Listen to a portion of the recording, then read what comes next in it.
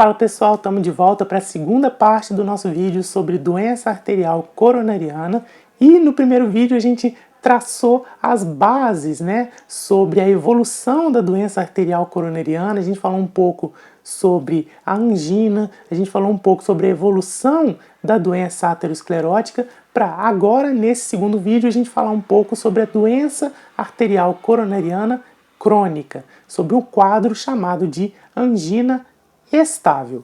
E é sobre ela que a gente vai começar a falar depois da vinheta.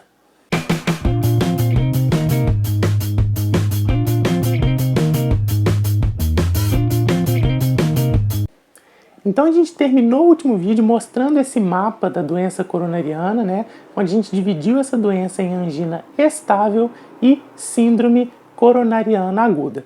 Nesse vídeo a gente vai ficar só do lado de cá, só na angina estável, na doença arterial coronariana crônica. E nos próximos vídeos a gente vai falar um pouco sobre esse outro lado da doença arterial coronariana. Então a angina estável vai ser causada por aquele quadro em que eu tenho uma obstrução ao fluxo arterial coronariano causado por uma placa aterosclerótica, uma obstrução parcial, mas que já começa a prejudicar o paciente nos momentos de esforço. E aí, quando esse paciente faz um esforço ou passa por um estresse emocional, que muitas vezes acaba gerando uma maior demanda para o coração do paciente, para o músculo cardíaco do paciente, esse paciente vai sentir a dor, ele vai sentir a angina, aquele quadro típico que a gente mostrou no vídeo anterior, ou mesmo aqueles correspondentes anginosos, que a gente também falou, que pode ser uma dispneia, pode ser uma síncope, pode ser até um quadro dispéptico, e que vai aí substituir a angina típica.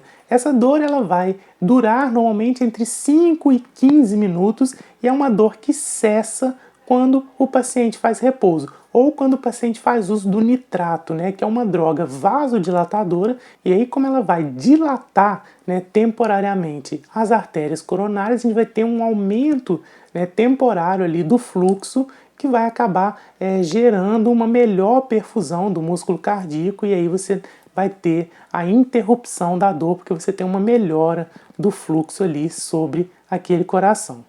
Nesse momento, o meu diagnóstico ele vai ser clínico, baseado nas características daquela dor precordial. Além disso, eu preciso buscar naquele paciente os fatores de risco, que podem estar ali presentes, determinando o desenvolvimento dessa doença coronariana.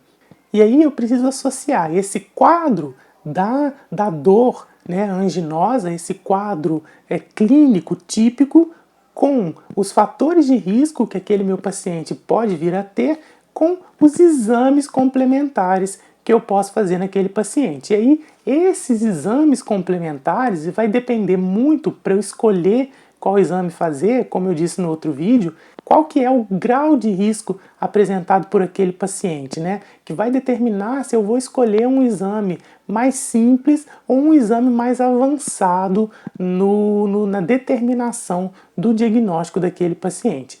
E a gente vai falar agora um pouquinho sobre os principais exames diagnósticos, exames complementares diagnósticos que a gente usa no diagnóstico de uma doença arterial crônica, de uma angina estável. Bom, o primeiro exame que sempre vai ser feito, mesmo no consultório médico, para o paciente, vai ser o eletrocardiograma. No entanto, no caso da angina estável, principalmente se no momento da realização do eletro o paciente não está sentindo dor, ele não está com um quadro de angina, muitas vezes esse eletrocardiograma vai ser completamente normal. Porque você lembra que a gente tem ali uma obstrução parcial, uma obstrução que somente em determinados momentos gera um déficit de fluxo para aquele coração. Então isso muitas vezes não vai ser suficiente para gerar uma alteração eletrocardiográfica. Ora, você deve estar pensando, se o quadro da angina, ela aparece no paciente no momento do esforço, né? E aí, então, muitas vezes, quando o paciente está no meu consultório, ele não está exposto a esse esforço, né, que vai gerar a angina, que vai gerar o quadro coronariano, bom, eu poderia ter um exame complementar em que eu pudesse forçar, né, esse momento de estresse físico no coração do paciente, de forma a eu poder observar como que o coração dele vai se comportar. E é esse o princípio do primeiro teste complementar sobre o qual a gente vai falar, que é o teste ergométrico.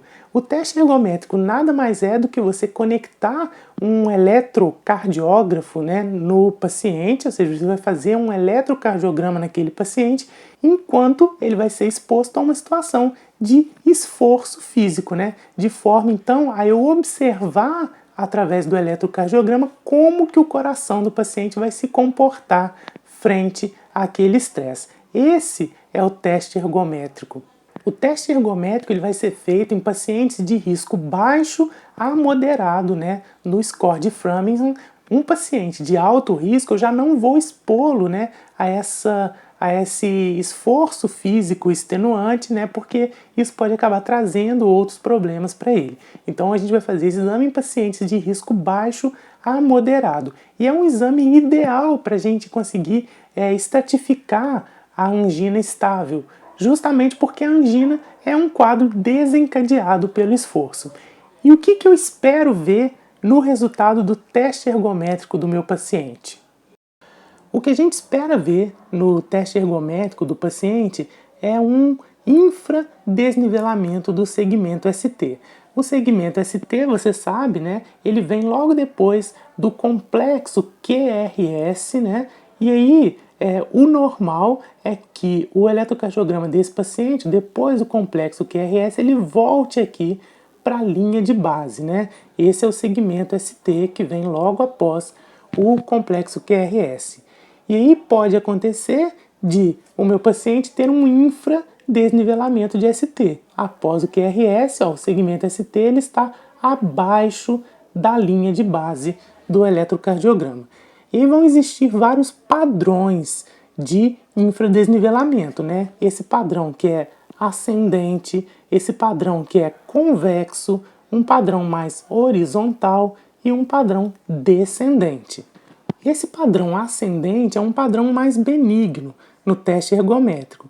Já os padrões descendente e o horizontal são padrões que vão falar mais a favor da presença de uma doença coronariana. Um outro teste, esse feito já em pacientes de risco moderado a alto, vai ser a cintilografia miocárdica. Na cintilografia, a gente vai administrar para o paciente, a gente vai injetar na circulação do paciente um marcador, um radionuclídeo. E esse marcador ele vai mostrar a perfusão coronariana. Então esse teste ele é feito em duas etapas. Uma etapa em repouso, em que a gente administra o marcador e esse marcador então ele vai se distribuir, né, no coração do paciente, mostrando como é que está a perfusão coronariana do paciente. Num segundo momento, a gente vai fazer esse mesmo procedimento num segundo dia, né, em que aí o paciente vai ser exposto a uma situação de esforço. E aí esse marcador vai se distribuir no coração do paciente nessa situação de esforço.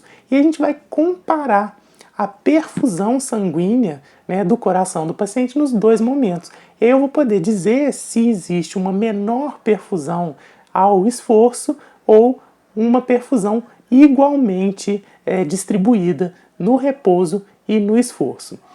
Vale lembrar que no caso da cintilografia, muitas vezes o paciente não vai dar conta de fazer um esforço físico, né?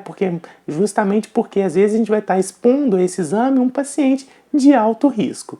E aí, no caso em que o paciente não pode fazer o esforço físico, a gente vai fazer um estresse farmacológico, em que a gente vai administrar uma droga que vai provocar, né, esse estado de maior trabalho do coração, né, sem a necessidade de um estresse físico, né, de um exercício físico que muitas vezes o paciente não vai conseguir fazer.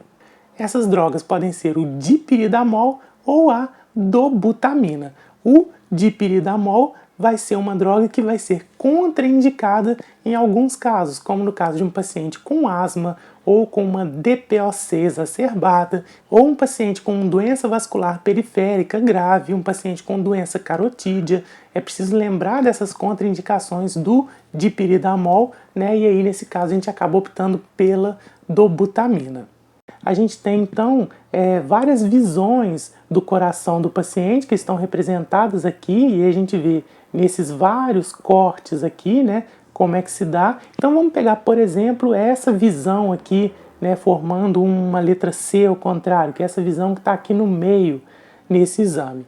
Então aqui a gente tem a parede anterior do coração em cima, a parede inferior aqui embaixo e o ápice formando, né, essa curva da letra C. E aí, se vocês observarem nessa imagem aqui, que está com a seta, inclusive, na imagem de baixo a gente tem o exame feito ao repouso e na imagem de cima a imagem feita após o estresse físico. E aí você nota que essa imagem aqui embaixo, ó, ela está diferente nessa imagem em relação a essa. Você nota que aqui a gente não teve a distribuição do marcador, né? A gente tem essa imagem mais escura aqui embaixo que se repete. Olha, aqui também a gente tem uma imagem mais clara aqui do que aqui, aqui do que aqui, aqui também do que aqui, mostrando que a perfusão na parede inferior desse coração, que é o que a gente está vendo aqui nessa localização, ela está prejudicada. Então isso já é um indicativo de que eu tenho ali uma dificuldade de fluxo para aquela parede, então eu posso ter ali uma situação de uma aterosclerose, de uma doença coronariana em curso que já está prejudicando a perfusão daquela determinada parede do coração. Além disso, a gente vai ter outros exames que a gente pode usar, como por exemplo o ecodopplercardiograma, né? É um ecocardiograma que também pode ser feito no repouso ou no estresse e que, ao contrário da cintilografia, ele vai mostrar não perfusão, mas ele vai mostrar a contratilidade do músculo cardíaco. Então a gente sabe que a parede miocárdica isquemiada ela vai ter uma hipocontratilidade no estresse, ou seja, ela não vai conseguir se contrair adequadamente. E aí o ecocardiograma ele vai mostrar esse déficit de contratilidade. No entanto, o ecocardiograma ele tem uma grande desvantagem, que é o fato de ser um exame examinador dependente. Ou seja, vai depender muito da experiência da pessoa que estiver fazendo o exame no paciente para a gente ter um bom resultado, né? Para a gente ter uma boa análise, né, do resultado daquele exame.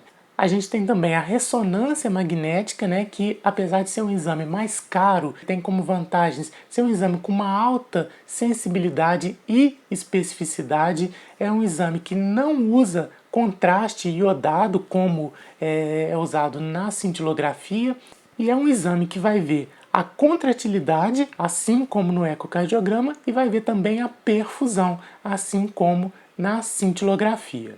Então ele seria o método mais completo, né, para a gente ver a isquemia miocárdica. No entanto, como eu disse, é um exame que é mais caro e é um exame que ainda não é tão disponível assim em todos os lugares. Por fim, a gente tem a angiotomografia das coronárias, que é um exame que está se tornando cada vez mais utilizado na avaliação da isquemia miocárdica. A angiotomografia é um exame rápido, é um exame que exclui muito bem a doença e que vê a doença bem também, né? Então ela vai poder ser usada em pacientes sintomáticos, em pacientes de risco baixo a moderado, lembrando que é um exame que, assim como a cintilografia, usa contraste iodado e expõe o paciente à radiação, apesar de ser uma radiação mais baixa. E ele tem uma vantagem que é você poder fazer uma reconstrução em 3D, né, do coração e da vasculatura miocárdica, né, e isso possibilita uma análise pormenorizada. Falando mais especificamente, né, do tratamento medicamentoso, a gente vai lançar mão basicamente desses 4 medicamentos aqui, né, que são o AS, a estatina, os nitratos e os beta-bloqueadores. No caso do AS, a gente está falando de uma droga que impede a ação plaquetária, né? Ele é um antiagregante plaquetário. Lembrando que o que gera o trombo, né, que oclui a artéria, é justamente a agregação plaquetária. Então o uso do AS ele é indicado justamente para você reduzir, né, a velocidade de formação do trombo oclusivo, da placa aterosclerótica, que pode levar a uma oclusão mais importante, levando até ao infarto agudo do miocárdio. O AS ele vai reduzir a chance de um infarto em 35%.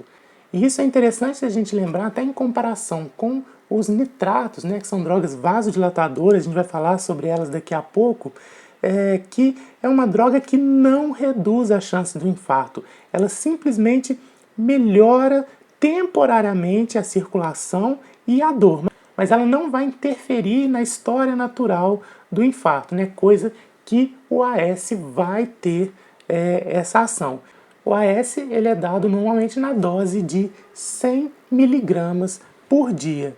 O nitrato, como eu disse, é uma droga vasodilatadora, né, que vai, além de aumentar temporariamente ali a luz do vaso, né, melhorando a perfusão miocárdica, ele também reduz o retorno venoso e, consequentemente, as pressões de enchimento ventricular. Isso vai acabar reduzindo um pouco a demanda de oxigênio ali temporariamente. O nitrato ele pode ser usado regularmente no controle de uma angina crônica. No caso de um doente que tem uma doença coronariana que não tem como revascularizar, por exemplo, né? Você só tem como fazer o tratamento sintomático. E aí você pode lançar mão do nitrato nessa situação. Como eu disse, o nitrato ele não reduz mortalidade, ele não impede a progressão da doença, ao contrário do AS. O nitrato é uma droga essencialmente sintomática. Além disso, a gente tem que lembrar que o nitrato ele pode gerar alguns efeitos adversos, como hipotensão, cefaleia e rubor facial.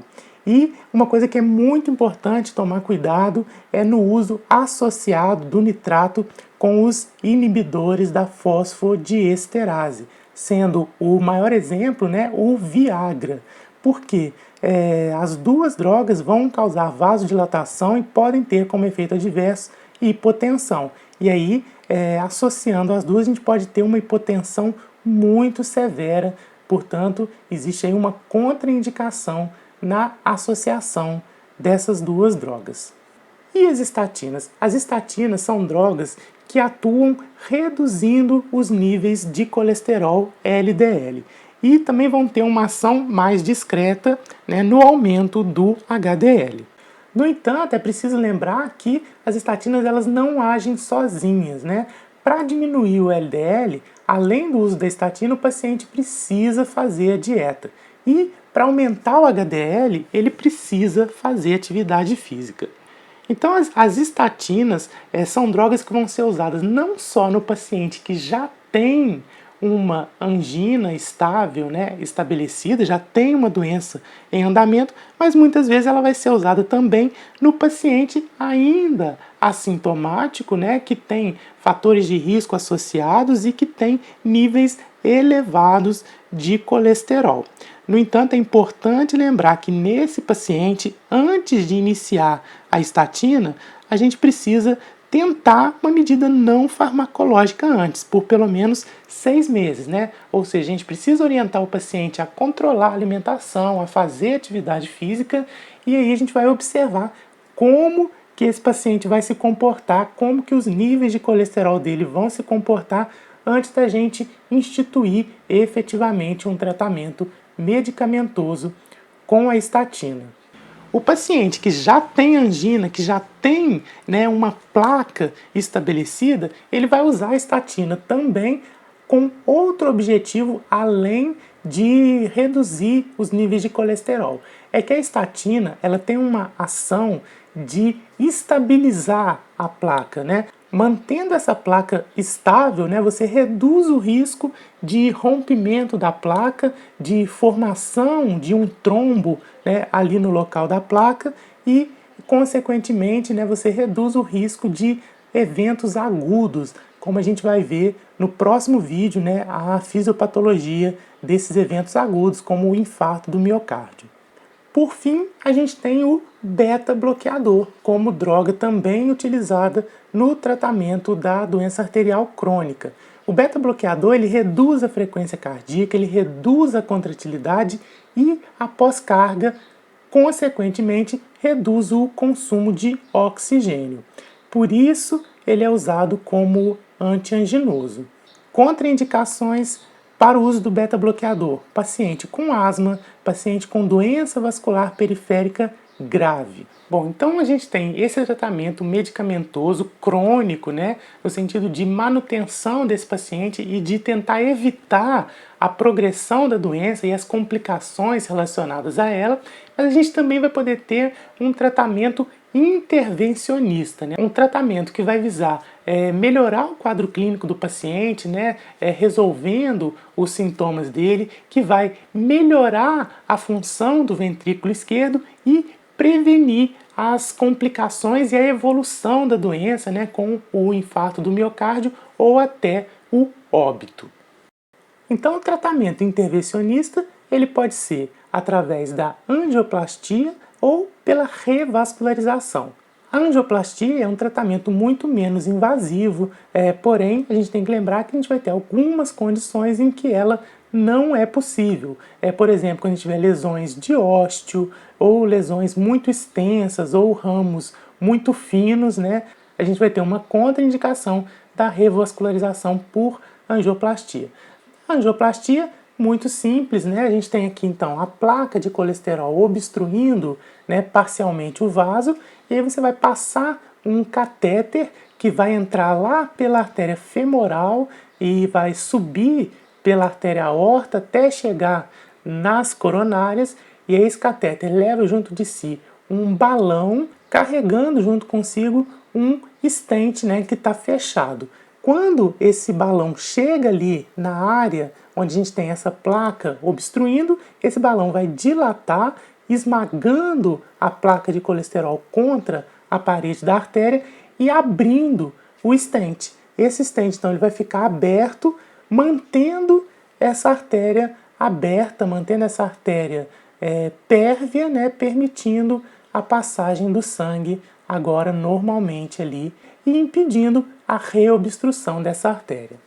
Já a revascularização, né, a revascularização é feita através das chamadas pontes, né, onde você vai usar uma veia, né, do próprio paciente para fazer uma ponte entre o local que está estenosado, que está bloqueado, e uma área onde o fluxo está livre. Então aqui a gente tem uma ponte feita com a veia safena, né, ligando aqui diretamente a aorta a um ponto distal ao local que está obstruído. E aí você consegue refazer o fluxo. Aqui do outro lado a gente tem um exemplo de uma ponte feita com a artéria mamária. Então você tem aqui a artéria mamária saindo da subclávia e aí ela é ligada a um ponto distal ao local onde há uma obstrução.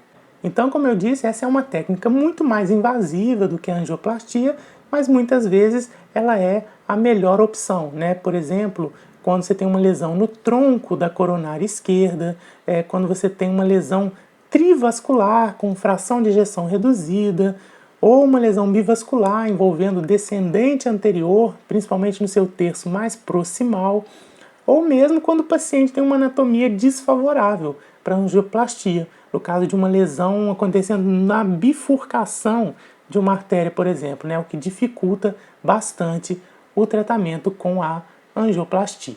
Com isso, a gente termina então a segunda parte do nosso vídeo sobre doença arterial coronariana, em que a gente falou um pouco sobre a doença arterial coronariana crônica, né, sobre a angina estável. No próximo vídeo, a gente começa a falar sobre os quadros mais agudos, né? Sobre a síndrome coronariana aguda, onde a gente vai ter uma descompensação dessa evolução crônica e aí a gente vai ter a síndrome coronariana aguda e as suas implicações. Eu te espero já já para a gente falar sobre isso.